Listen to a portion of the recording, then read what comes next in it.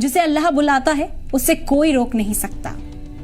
कभी कभी इंसान सिर्फ एक ख्वाहिश लेकर चलता है और अल्लाह उस ख्वाहिश को मंजिल बना देता है।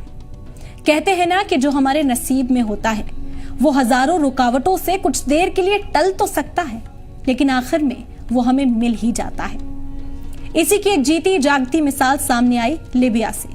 आमिर अल मेहदी मंसूर अल गद्दाफी जो हज के लिए निकले थे, लेकिन उनका नाम गद्दाफी उनके रास्ते की दीवार बन गया। एयरपोर्ट पर उन्हें रोक लिया गया। वो चेकिंग प्रोसेस में उलझे रहे और फ्लाइट बोर्ड नहीं कर सके।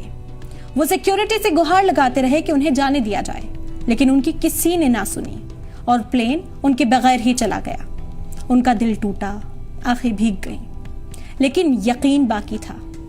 फिर अल्लाह ने वो कर दिखाया जिसे लोग करिश्मा कह रहे हैं।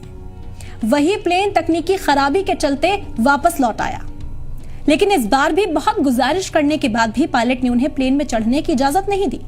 प्लेन फिर उनके बगैर उड़ा और दूसरी बार भी उसी तकनीकी खराबी के चलते फिर उस प्लेन को लौटना पड़ा। तो जब दूसरी बार खराबी हुई तो कैप्टन ने ही कह दिया कि मैं अब तब तक उड़ान नहीं भरूंगा जब तक आमिर हमारे साथ ना हो। यही होता है नसीब। जब अल्लाह कुछ लिख देता है तो पूरी कायनात उसे पूरा करने में लग जाती है। तीसरी बार वही फ्लाइट उसी आमिर के साथ मक्का रवाना हुई, क्योंकि अब वो सिर्फ एक मुसाफिर नहीं थे, वो अल्लाह के मेहमान बन चुके थे। आमिर ने बस इतना कहा, अगर हज मेरे मुकद्दर में लिखा है तो कोई ताकत मुझे रोक नहीं सकती। उनकी कहानी आज हर उस दिल को हिम्मत देती है जो मुश्किलों से हार रहा है, क्योंकि जो हमारे नसीब में होता है वो मिलकर ही रहता है, चाहे जमाना कुछ भी कर ले।